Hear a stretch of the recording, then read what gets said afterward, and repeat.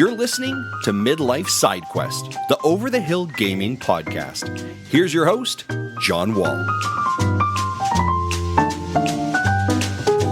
It's February 12th, 2026, and welcome to episode 170 of Midlife Side Quest, the Over the Hill video game podcast, and happy Valentine's Day in advance. I am your host, John Wall, and every Thursday morning I bring you 15 minutes of video game impressions, industry news, and tales of a Gen X geek.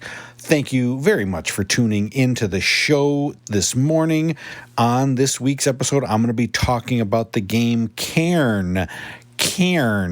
But we start the show with a look at the headlines from this past week.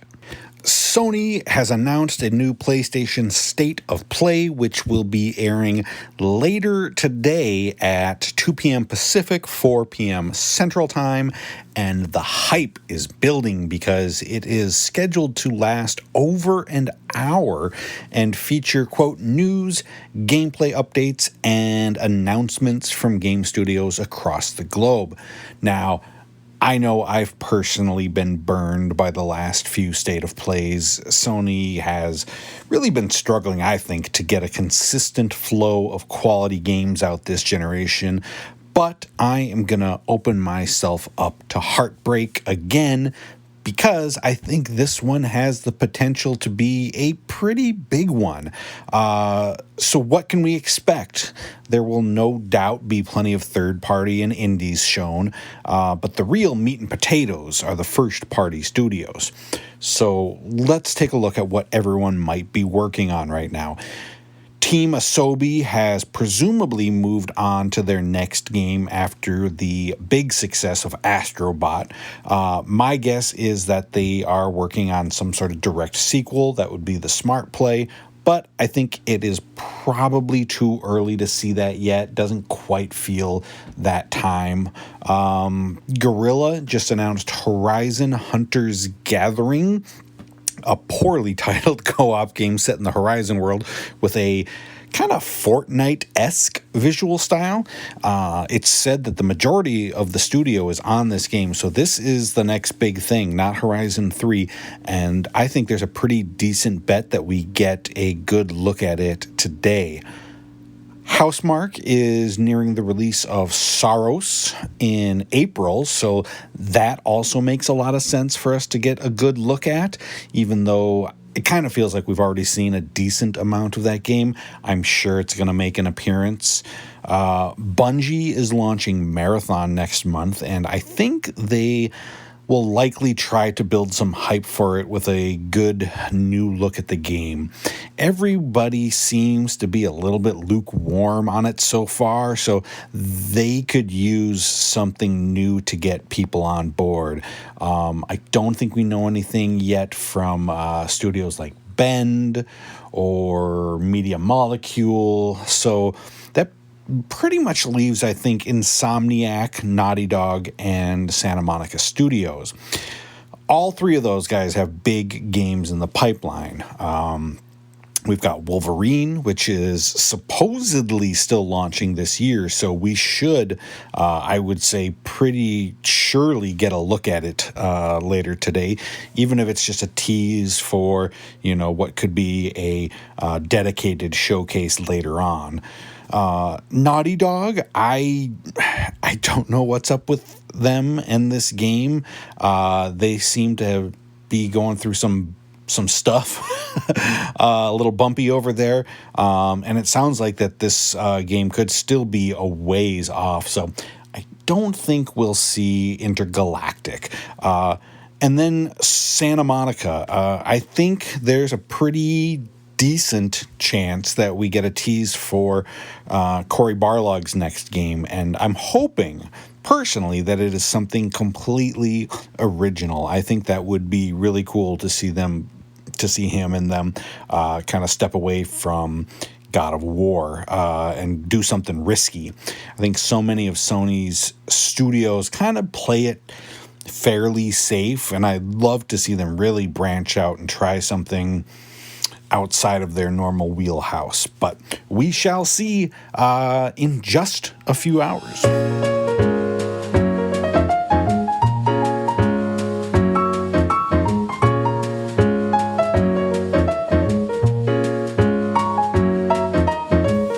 I feel like it's pretty rare these days to be genuinely surprised by a video game. And I don't mean like, oh, I didn't see that twist in the story coming or some, cool new gameplay mechanic. I mean a game that as a whole conceptually is something totally unexpected and unique. And when it happens, you're reminded that there are still great new ideas out there and that video games are capable of telling such amazing stories. And Cairn is a game that really did that for me. It surprised me. The 30-second elevator pitches at Cairn is a mountain climbing game. You play as Ava, a seasoned climber, as she attempts to reach the summit of the fictional Mount Kami. I think it's Kami. And while that is essentially what this game is, it doesn't tell the whole story of what makes this game so special. It all comes down to, for me, the mechanics and the story. There have been lots of games that have featured climbing before, tons of games where you're climbing, but none have ever captured the full range of emotions and experiences that come with that. When you start the game and you approach a climbing surface, you press square to get into your sort of climbing mode, and that gives you control one at a time of each of Ava's limbs. And the game is smartly able to intuit which limb makes the most sense to move next, even though you can kind of override that and do what you want. So you'll press square to, let's say, lift your left leg. Then you use the analog stick to kind of move it around and find where you want to place it, and then press square again to plant it. And then you repeat going around with your arms and your legs.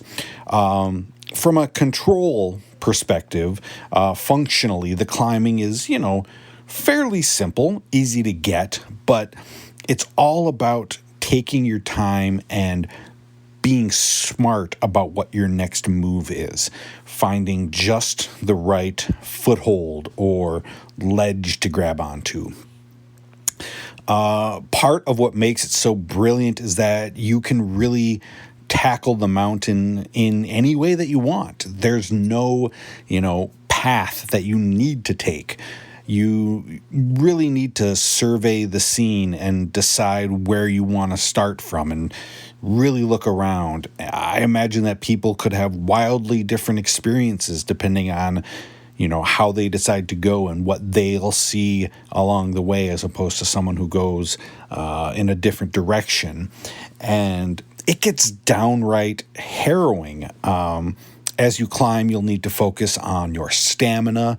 Your arms and legs will start to shake when they're getting tired, and you'll need to, I think you press Y, you can kind of shake it out, or you've got to move really quick before they give out. And if you fall, it could be a long and very likely deadly fall to the bottom.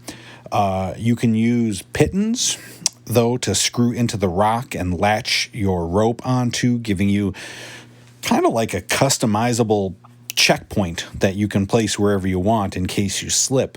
But they are limited, and you'll need to be smart about how you use them. If you use them all up too soon, you may have a long climb up to the top without any support. And once you reach a flat surface, you can send your little robot companion. He's kind of a little spidery dude who's with you through the entire game. You can send him down to kind of collect them again and bring them up to you to reuse for the next portion of the climb. And if you find a kind of specially marked area in a flat surface, you can pitch your tent to rest or sleep and prepare for the next leg of the climb. Here in the tent, you can retape your fingers, which improves your grip, You can repair broken pittons that have shattered while you're climbing. You can check the weather. And most importantly, you can cook by using your little stove and the resources that you find, like water or mushrooms, herbs, all sorts of stuff, flowers. You can craft recipes to make food and drink that you can throw in your backpack and have for the journey. And those items are really crucial to the success in this game, to keeping your thirst and your hunger down, because if those bottom out, you will black out, and that can be very, very bad depending on when and where it happens. The freedom and challenge of the climb is exhilarating, whether it's the incredible relief and thrill of pulling yourself up onto a ledge after a treacherous 30-minute climb and looking out at the landscape down below you, or the fear of clinging to the side of a cliff in the black of night while the rain is pouring down and your stamina's running low. It's an emotional roller coaster that is really kind of unlike anything that I've played before, and I can't stop playing. I'm thinking about this game all the time. Maybe my favorite thing, or one of my favorite things, are the bits of story scattered throughout. You know, it's sparse. They don't beat you over the head with it, but what's there is really interesting, and the audio messages that she gets from friends back home paints a fascinating picture of a woman clinging to the thrill and the danger of something that she has dedicated her entire life to, even though it means having to leave those who love her behind for long stretches of time, and they're worried about her. I haven't finished the game yet. I'm like, 6-8 hours into it, but I'm just as interested to see more of her story and those relationships as I am to hopefully reach the summit of Mount Kami. It's only February, and I've only played a handful of new games this year so far, but I would say it's a pretty safe bet that Cairn is going to be on my Game of the Year list come December, if not very near the top. So go play this game.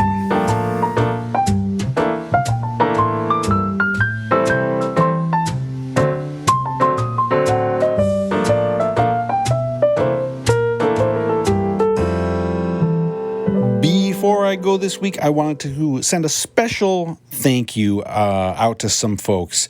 I've talked on the show recently about the federal occupation of Minneapolis, which continues still today.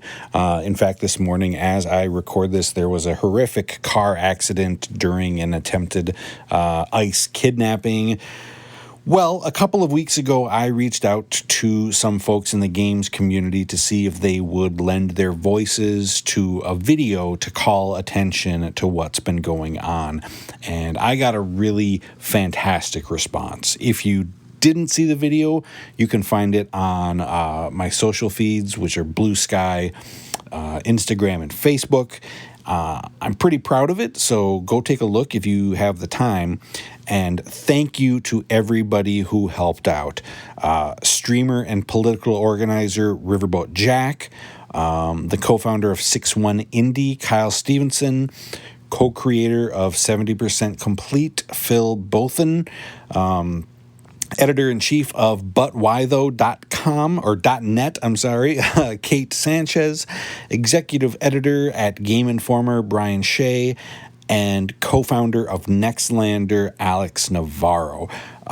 This is an incredible lineup of really talented people, and I am so grateful to them for all that they do. So again, check out the video if you have the chance. Thank you for your continued support, and ICE. Thank you for listening to Midlife Side Quest. I appreciate you making time in your day to hang out with me. You can catch a new episode every Thursday morning wherever you listen to podcasts, and you can support the show by subscribing and leaving a review. Until next time, I am your host, John Wall. Have a fantastic rest of your week, and don't forget to save.